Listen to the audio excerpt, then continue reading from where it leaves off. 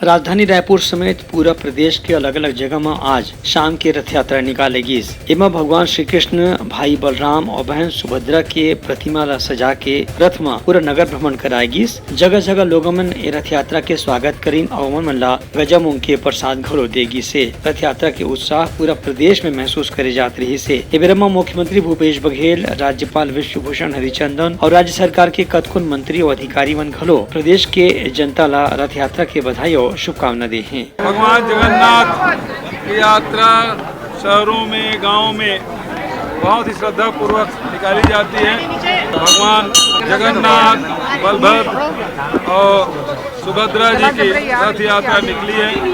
सबको